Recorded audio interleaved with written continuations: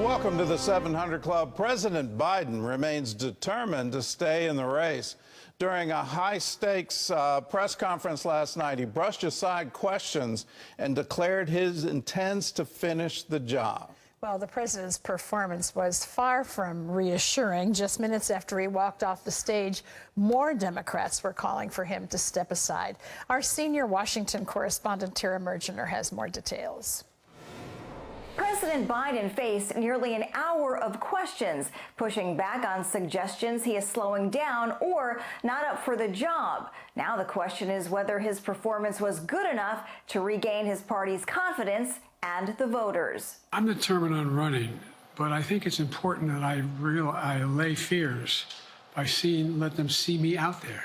The news conference was meant to reassure Democratic lawmakers, supporters, and voters that he has the strength and stamina to be commander-in-chief. But he stumbled on the first question when pressed on whether Vice President Kamala Harris could beat Donald Trump in November.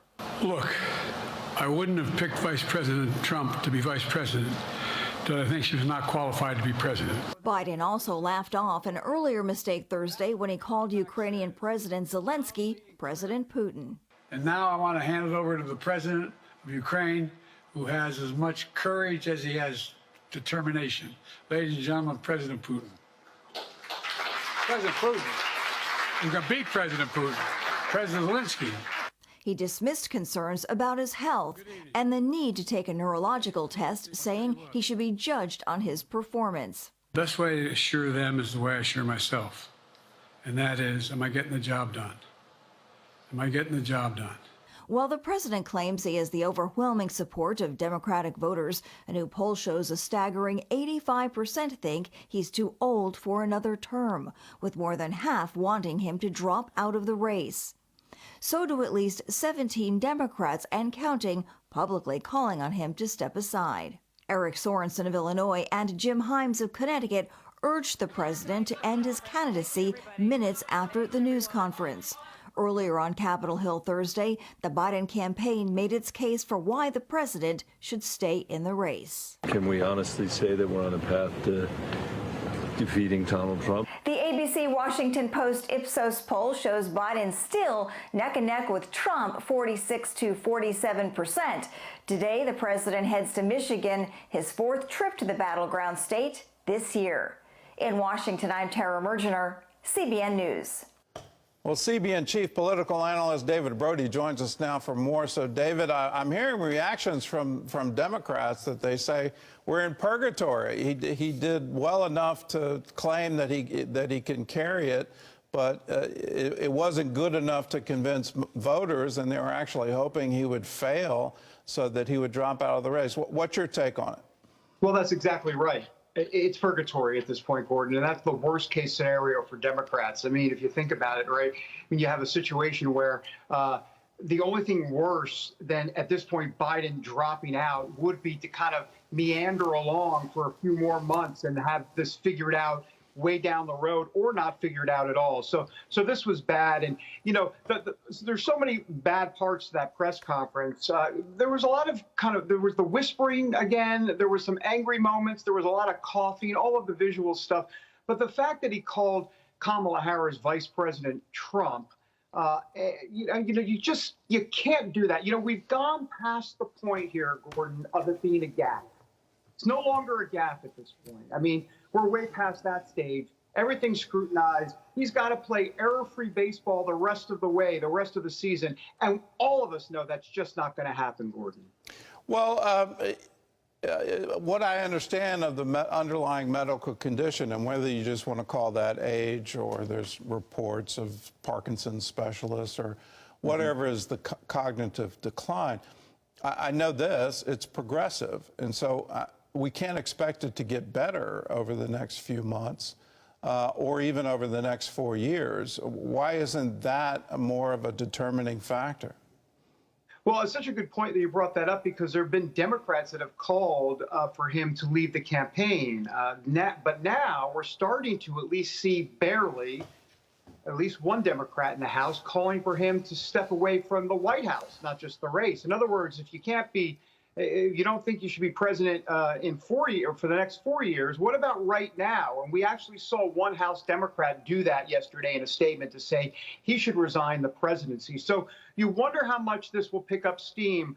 But at this point, it just seems to be a limbo situation. But Gordon, to your point, it's just going to get worse. So it's like we're watching this in slow motion, and there's a tick, tick, tick to this, Gordon. We know how this is going to end. We think we know how this is going to end. It's just we're waiting to kind of finally see the final political nail in the coffin. Well, I would submit it's been obvious for a while, whether it's the slurred speech or the gate, or it's been obvious for a while. And it also seems to be that both White House aides, his own family, have been hiding the condition for some time and trying to protect him from it being exposed. Is there any anger on the Democrats that they were misled? And is that playing into the calls now for him to step aside? There is tons of anger inside the Democrat caucus. There's also a lot of anger within the media environment, feeling like they were misled. Now, let's hold on for a second. Let's, as they say, slow their roll on that, because the media is very much complicit in this. I mean, we know now from fresh reporting at this point that there hasn't been a cabinet meeting held, Gordon, at the White House in 9 months, since October of 2023. Chuck Todd, as a matter of fact, said that a cabinet member, Chuck Todd of NBC, reported just now that a cabinet member told him 2 years ago, why is Biden going to run? There's no way he can do the job. Where was that reporting a couple of years ago?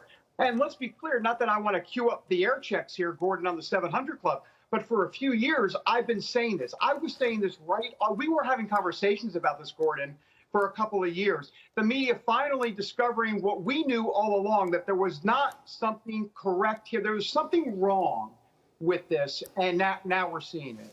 Well, what do you make of both President Obama and President Clinton? I mean, the report is that George Clooney contacted Obama before he wrote the editorial calling for Biden to step aside. At what point in time do they stop acting behind the scenes and start getting out in front? I think they may be the only voices that Biden would actually listen to. When are they going to get more active?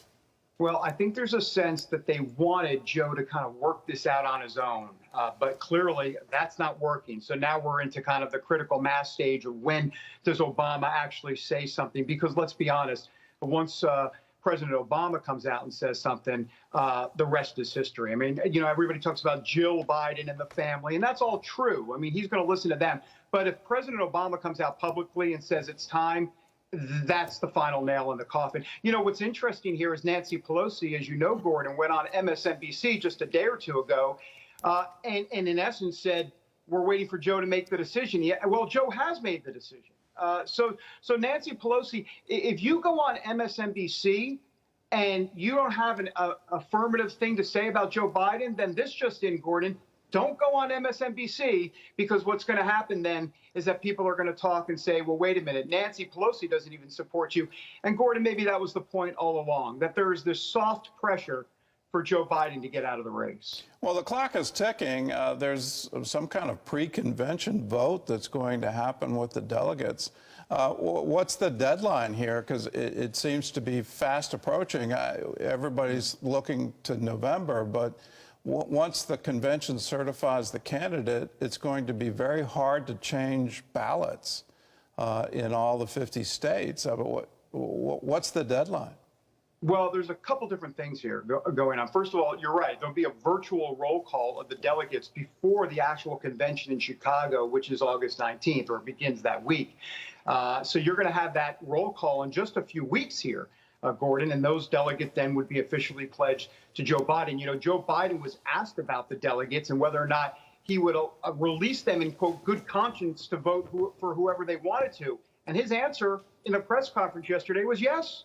Go ahead, do whatever you need to do. I mean, he basically released the delegates to do whatever they needed to do in good conscience. So it'll be interesting to see.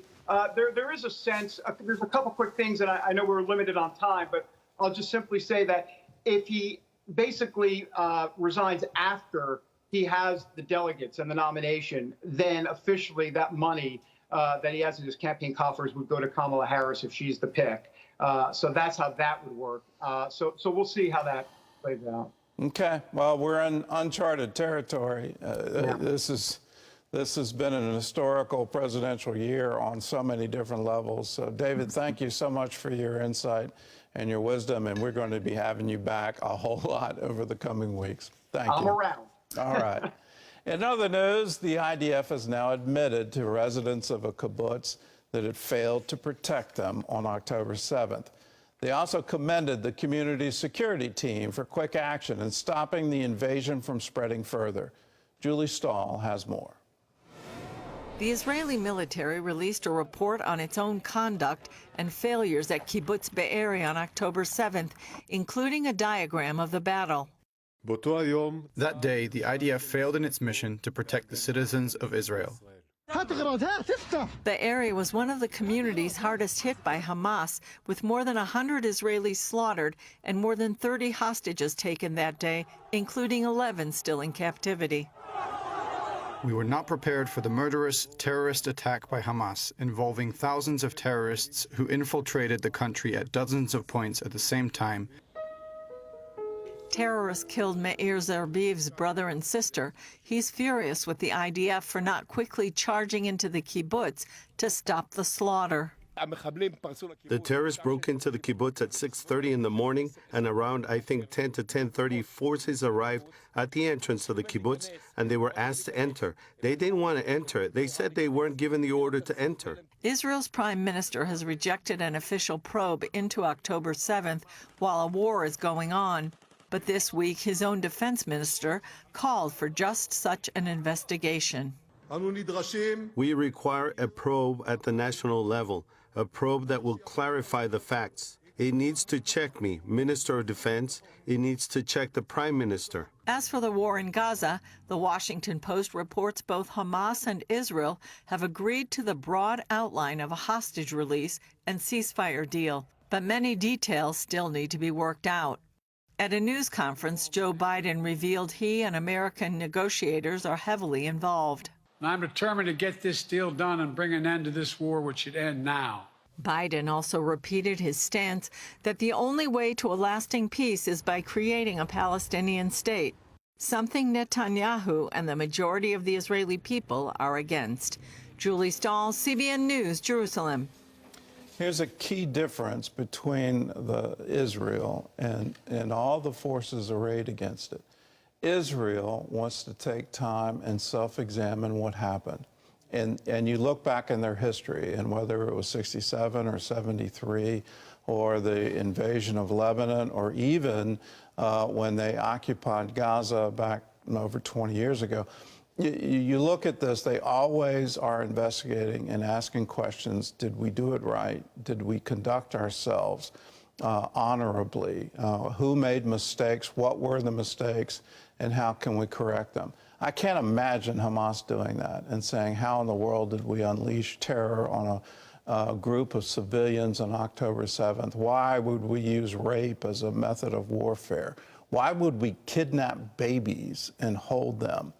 Let us remember that. There are key differences here, and it's beyond belief that you could have protesters trying to support that action and support holding hostages against their will, holding them in the middle of a war. That is a war crime. And for us in America, let us remember some of those hostages are U.S. citizens. We need to bring them home. When anti-Israel protests broke out last spring, U.S. college campuses became very dangerous places for Jewish students. Now there's a new group that's training this generation to stand up for their faith against anti-Semitism. Chris Mitchell reports. These young men just took the prize for Best Proposal to Promote Jewish Life when they began their freshman year at college this fall. Our aim is to involve Jews who aren't really connected with the Jewish community at Maryland. A half dozen entries presented proposals in a Shark Tank format at Hebrew University in Jerusalem. My project, Soup for the Soul, was about broadening the Jewish community by showing that we're really inviting and caring. We take care of one another, even outside of the Jewish community. We're taking care of you. The competition culminated a program by Nitzavim Fellowship. The word nitzav in Hebrew actually means stable, really fixed, solid. So we're here celebrating the completion of a course of advocacy and Jewish leadership skills. These high school students are spending part of a gap year here before entering university. So we have 80 students that are going back in the fall to 30 different secular campuses, and their objective, and they're targeted, and they're ready, and they're planned, is not just to be Jewish students, Chris. They're here to be Jewish student leaders, and they've all come up with some kind of a way to make a meaningful difference in Jewish life, Jewish learning, Jewish identity on campus. It's just a very wonderful thing when you think that these students are here on their gap years. They know what's raging in America, which is a whole lot of anti-Semitism on campus. And so this organization has invited these students to come up with innovative ideas to try and go to college and combat anti-Semitism, create more community for them to feel safer. I think it's incredibly creative. It's sad that they need to think this way, but this is where we are. The recent explosion of anti-Semitism on college campuses makes this coming semester challenging and is driving this program. Rabbi Adi Isaacs began Nitzavim Fellowship to empower gap year students to grow in confidence and inspire change on their campuses. Tonight was really amazing. It was an unbelievable celebration of students that are here in Israel, about to go to college campus next year. We know what college campuses are like in America right now, and the anti-Semitism, anti-Israel sentiments, but these students, just seeing them after a full year of getting ready to go onto college campus and celebrate together of their accomplishments and their passion, it's unbelievable. They know that they're not facing an easy battle.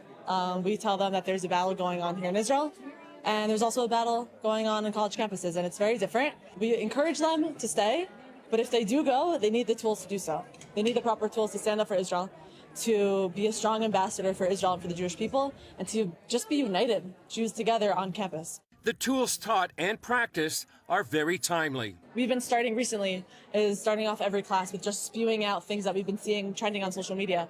Israel is baby killers, Israel's committing genocide, Israel are white colonists, and breaking down each claim, so how to respond. If someone walks by you in class and yells that in your face, how do you respond? When to have a conversation, when not to have a conversation. Yeah. Just simple things like that. Kayla Kupieski feels better prepared for her upcoming semester at Columbia University. When I started and heard about this program, I knew that there would be anti-Semitism on college, and I knew that going to a secular college was going to be hard. But I never thought something like October 7th would happen, and all the more so is Nitzavim important. Now I have a cohort of students, not only at Barnard and Columbia with me, but colleges all around America who will be there for me if I have any questions or need any support, and we'll always be there to work together to combat anti-Semitism and bring more Jews closer to Judaism. Aliza Ben Shalom, the Jewish matchmaker seen on Netflix, served as one of the 4 judges. I was very impressed, and it was so much fun. I love this. I love energy. I love ideas. I love inspiration. I love that students want to make a difference and they have an idea that they're going to follow. Because that, to me, that's the golden nugget. Like, if you know who you are and you know what you want, you can chase it and make it happen. As these students head off to a potential lion's den this fall, they, like Daniel of old, can look to the God of Israel to sustain them. Chris Mitchell, CBN News, Jerusalem.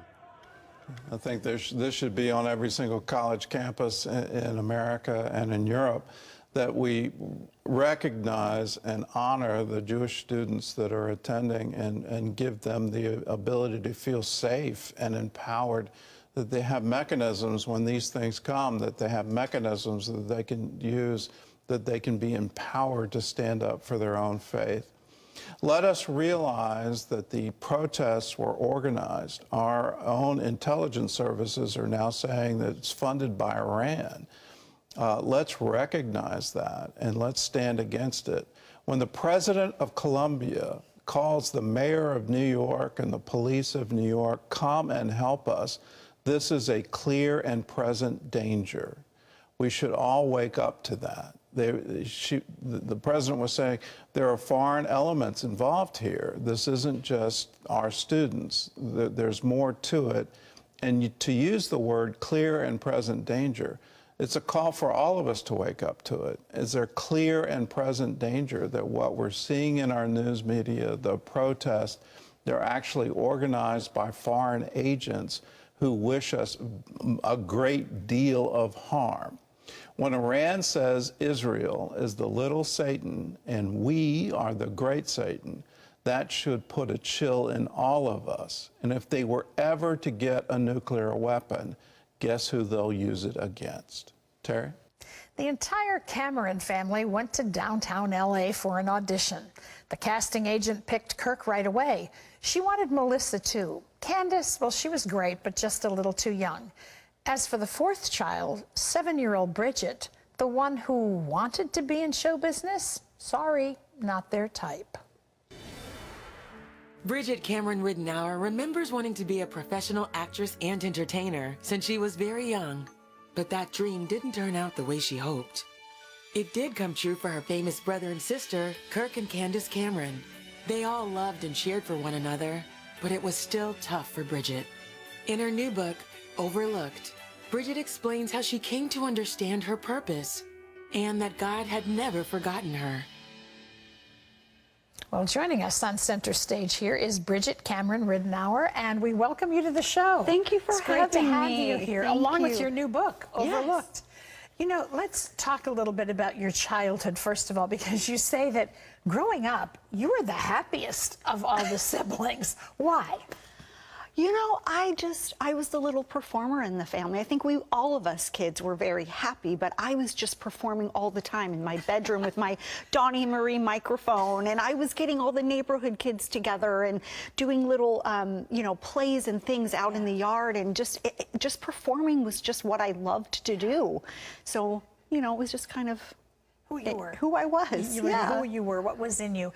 Let's talk about the audition, because, I mean, your mom and dad weren't really into any of this happening, and then an audition was repeatedly suggested by a friend, so you all go as a family. And I think even your parents were thinking, oh, Bridget's it, you know, because you were the one that wanted it. And then the whole thing did not go down the way you hoped it did, or they thought it would. Talk about that. Yeah, my mom finally said yes to taking us kids to a Hollywood agent because she thought if any of us kids would want to do this, it would be me. So she finally agreed. We were friends with the Rich family, Adam Rich, who played Nicholas on 8 is Enough. We went down to Iris Burton, and like you said, she chose Kirk right away, and then she chose Melissa, and Candace was too young, but I had a lot of work with my braces, and so my mom was a little confused and didn't understand why I wasn't chosen that day, and Iris just said she's gonna need some work, but bring her back. And so for a mom to have to tell one of the kids, the child who really wanted it, yes, that it's just not your time right now, but we're gonna come back. So how did you feel that day? I mean, the title of your book is Overlooked. You had to have felt that. Well, yeah, but I think as a child, too, I really wasn't understanding because my mom was like, but you get to come back. It's not forever. Right. Yeah. So you get to come back. We'll come back. And so my mom just, you know, made it a fun day, and we got to go out for ice cream afterwards like we always did as a family. So it was, you know. Ice cream solves a lot of problems. It sure does. Success takes a toll on people. You know, everybody thinks they want it, but when it's very public, it takes a toll on people. It takes a toll on families. How did it affect your family? Well, as Kirk and Candace's career started to grow, my parents' marriage started to fall apart. And my mom and dad separated when Kirk and I were seniors in high school, and my mom moved out. And it was very difficult. They never talked of divorce, but a lot of people think that when they hear the Cameron family that we all grew up in a Christian home, and we did not. We did not know the Lord. But God had such a plan and a purpose and his hand over our family that he knew how he was going to be using us, you know, for his glory down the road. And so he kept our family together. Kirk started going to church. He was the first. He was the first, yeah. And then it was just kind of planting those little seeds in our family. And me being closest to Kirk, I could see the difference in him. And so I knew something was changing. So our parents stayed together. Yeah. They've been married 55 years, I believe now. And I want you to share the story that you share in the book about a trip that you and your husband, and you're happily married, you have children. Yes. You're in a trip years later, 2014, I think, yes. and you're in a dust storm. Tell us how God managed to speak into your life in that moment. Well, as a child, we always took road trips. So my husband and I thought it would be a great road trip for our family to go from Palm Springs to Nashville, Tennessee. Wow. And yeah, and so while we were going through, there was a terrible dirt storm. Now in Palm Springs, we do get those a lot, but this was something different. As we got into the center of the storm, we could not see anything outside of the car. And my husband finally got behind the back of a semi because we couldn't see. It was just black. And it was just a 2-lane highway. And so he eventually saw the hazards of the semi truck stopped. He stopped, but then he looked at me and said, "Bridget, I just don't feel comfortable behind the semi truck." He goes, "I need to move the car." And me really not thinking anything of it, I said, okay, our 3 children were with us. He moved the semi to the shoulder, and in seconds, another semi going full speed did not stop and slammed into the back of the semi that we were just behind. And it just gives me chills just thinking about it. It brings back so many you know, memories for me, but it was like a hug. Yes. Yeah. I mean, that day, God really protected my husband and our 3 kids, because we did walk away from that accident. There were actually 7 trucks that hit each other, 1 fatality, and we, by the grace of God, 5 of us walked away from that accident. Wow. You've seen God work in so many ways in your life. The title of your book is Overlooked, but you haven't been overlooked by the God of, yes. of us all. And one of those ways was with the birth of your daughter, Reese. Talk about that. We found out that we were pregnant in 2005, and I woke up one morning and was unfortunately just bleeding, and I knew instantly that I was having a miscarriage. And how far along? I was 9 weeks. I gave birth to my 9-week-old fetus in the bathroom. God said, "Say goodbye. This is your daughter. You need to say goodbye." So I did. Went to the hospital, and I called my mom, and she begged me not to get a DNC until they did the ultrasound in my room. And I was kind of like arguing with her, because I said, these are doctors and nurses, they know what they're going to do, what they're doing. And she said, "Bridget, please." And I said, okay. So the technician came in, I demanded the ultrasound in my room, and lo and behold, that is when they found out that I was pregnant with twins. Wow. I was still pregnant when I got to the hospital, but I did miscarry my daughter, Sophia, at 9 weeks. And, you know, I had a beautiful pregnancy, and our daughter Reese was born in 2000. Wow. Yeah. Wow. Wow. So many stories. These are just a few of the stories in Bridget's book, Overlooked, just out last December, but filled with wonderful, encouraging stories, you know, of how God steps right into the midst of our lives and just deposits his presence in a way that makes such a difference. It's available nationwide. Great cover. You recognize them. Thank you for being with us. Thank you for having me. Great to have you here. Thank you.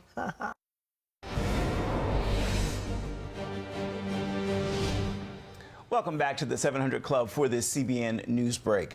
More than 1 million people in southeast Texas are still without power following Hurricane Beryl, and utility officials warn some 500,000 customers will remain in the dark and in the heat well into next week.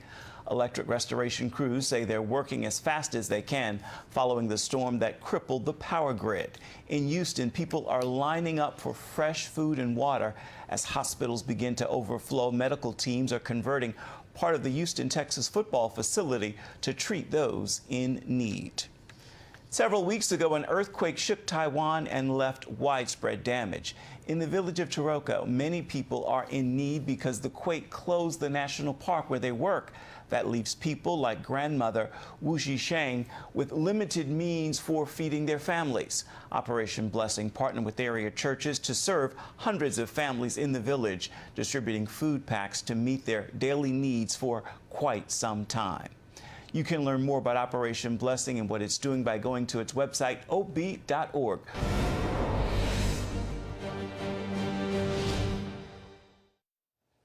Chang was only supposed to live a year at most. He was born with a cleft lip and palate. His father walked out and his mother's family refused to help. But thankfully for Chang, you paid for the life-saving surgery he needed. After years of multiple miscarriages, Mrs. Lee started losing hope that she'd ever have a baby. Finally, Chang was born. His upper jaw was severely damaged, and he didn't have a tooth socket. This wasn't what I expected. I was really scared.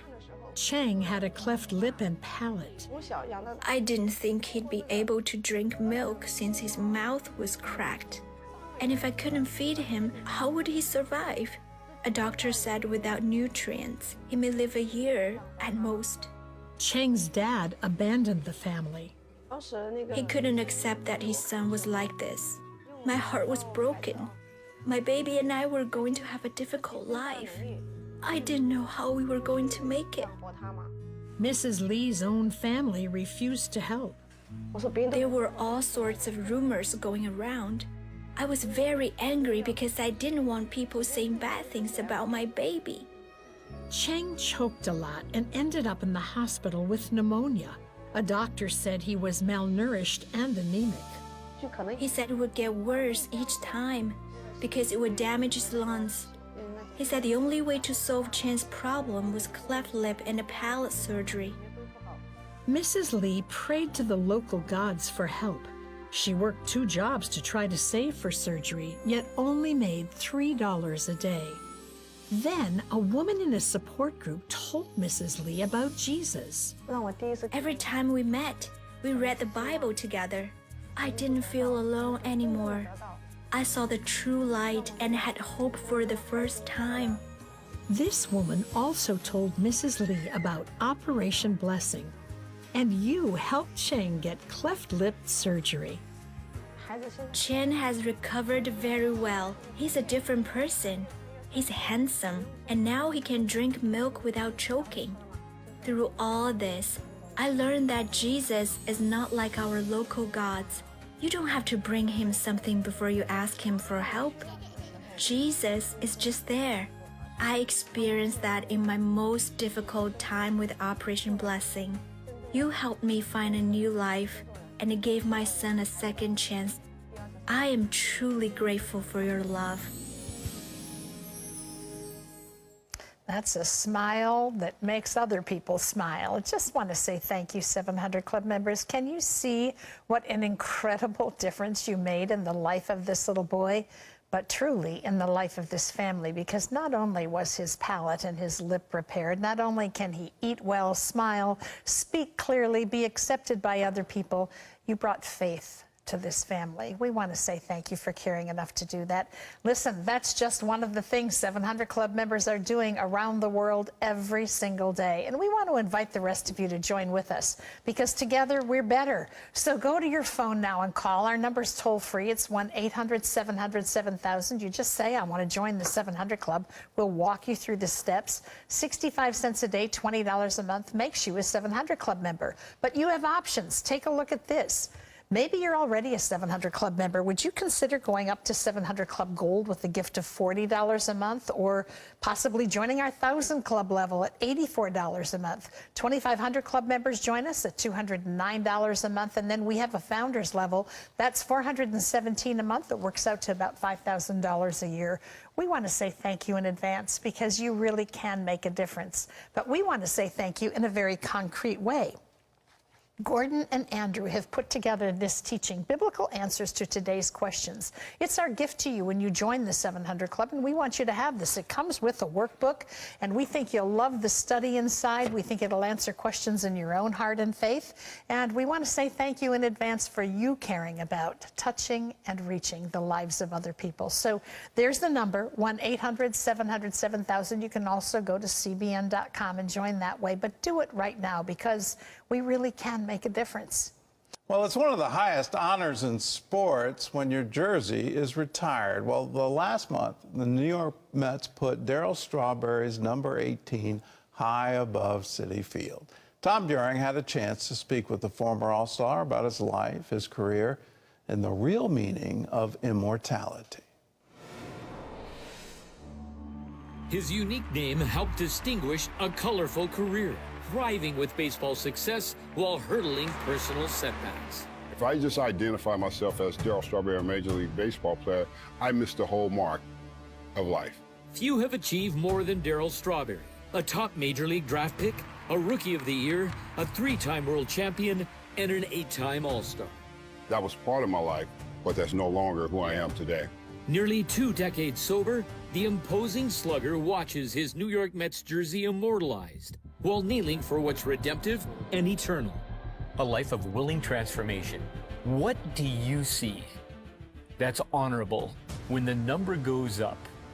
I see how God rescues, redeems, and restores. Not some things, but all things. His plan is like greater than anything that we can ever imagine. And sometimes God needs to stop certain people to get their attention so you can recognize that he's God. And that's what happened in my life.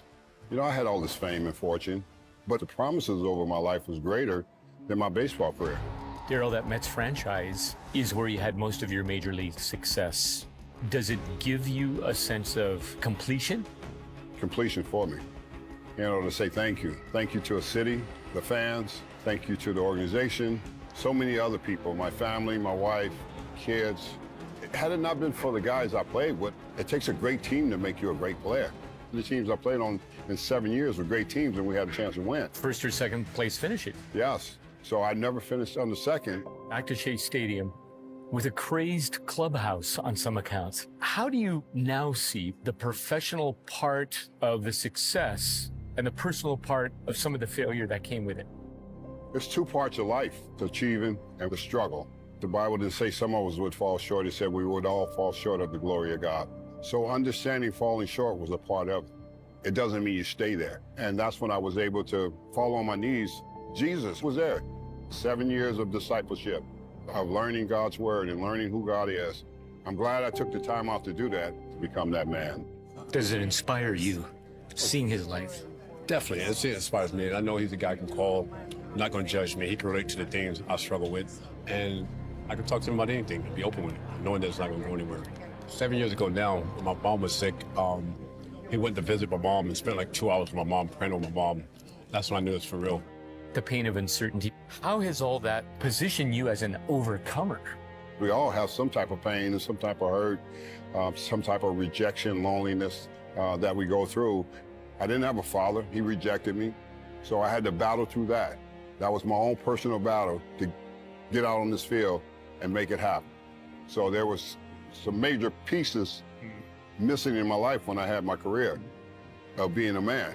And I didn't learn all of that until I went through the addiction, the sinful lifestyle, the cancer, losing my left kidney, and now having a major heart attack at 62.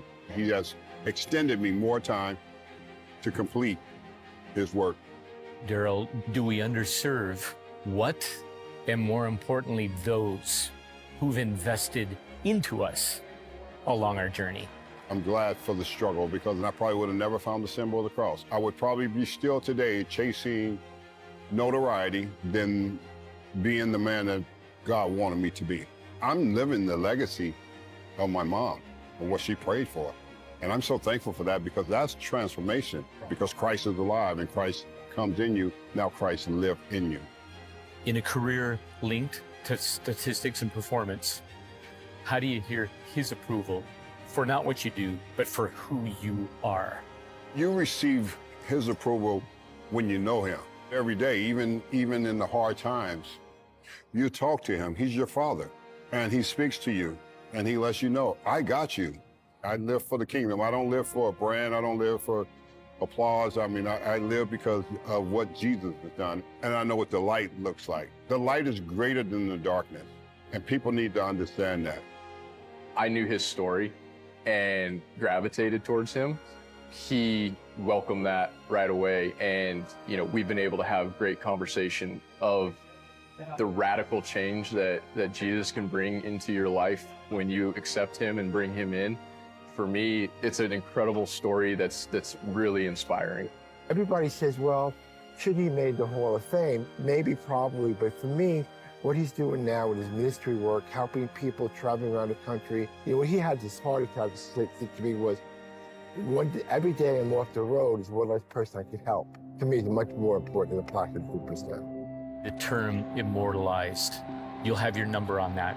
I just wonder how it brings you into that image of God that he calls us. That's more important than radical change that my life has taken. I've had an incredible encounter with God. It has been the greatest gift I've ever received. Have I had an effect on people's lives and brought a lot of cheers from a ball game? Yes, that's baseball.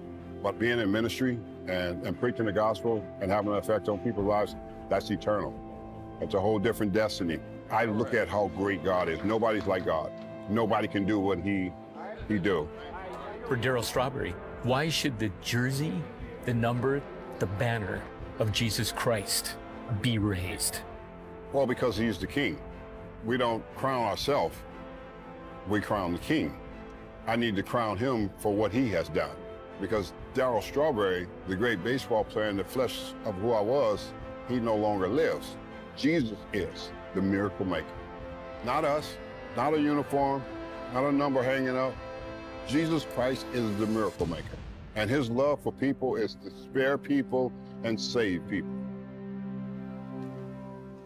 Darryl Strawberry, one of my great heroes, the honesty, the transformation, the life that he now leads for Christ is an absolute image for all of us to imitate. What a wonderful life, well lived. There's a Hall of Fame waiting for him in heaven.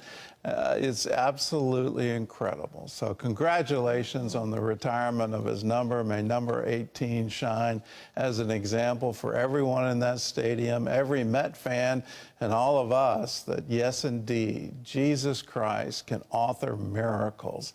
There is no darkness that light can't penetrate, and he can come to you, and you can have that same experience. You can have a dramatic encounter with a living Savior. It's real simple. Jesus, pray this, Jesus, if you're real, could you show me? You showed up for Darryl. Could you show up for me? I want to know you. If you pray that with all of your heart, he'll answer it and he'll come to you, not some far off time, but right now. What he did for Darryl, he can do for you. If you want help with this prayer, all you have to do is call us. 1-800-700-7000. Well, we've got a few minutes left for some email questions, and so what's the first one? It's from Robert, and he says, Gordon and Ashley were so kind to answer my question a few weeks ago regarding humans ascending to heaven and not becoming angels because we are the children of God. Just to follow up about angels, how does God appoint angels, and did they ever have life on earth? God makes angels, and then he assigns them. And he's given his angels charge over you, is what the psalm says, so that you won't even dash your foot against a stone. He's given them an assignment to protect you and me and Terry and all of us. He's given his angels charge over you. Now, Jacob had a wonderful dream. You find it in Genesis 28. He had a dream in which he saw a stairway resting on the earth with its top reaching to heaven, and the angels of God were ascending and descending on it. I don't think there's a physical stairway. We talk about Jacob's ladder. But it is an image that angels both descend and ascend. You know, Gabriel said, I stand in the presence of God, and I've been sent to tell you a message. You know, these are messengers of God. These are protectors. He assigns them things to do on earth, and then they come back and report to him on what they did. And he tells them, did you do a good job, or did you do it right? And then they, go and do another assignment. So that's how it works. And there's a lot of Bible scripture about angels. I do caution you, please don't ever worship them. Don't ever call out that. Don't ever order them around. They respond to God's instructions, not yours. Okay, this is Anna, who says in Matthew 12:31 and 32, Jesus describes the only unforgivable sin as blasphemy against the Holy Spirit. What is blasphemy? What's the unforgivable sin? And I back up just a few verses in the same chapter in verse 24. But the Pharisees heard this. They said, it is only by Beelzebub, the prince of demons, that this fellow drives out demons. So Jesus is saying, don't blaspheme the Holy Spirit. Don't say what the Holy Spirit is doing to drive demons out of the children of God. Don't attribute that to the devil. So when you see miracles, when you see signs and wonders, give God all the glory for it. Give him all the credit. And if you do that, you will never blaspheme the Holy Spirit. Here's a word from Psalm 19. The heavens declare the glory of God. The skies proclaim the works of his hands.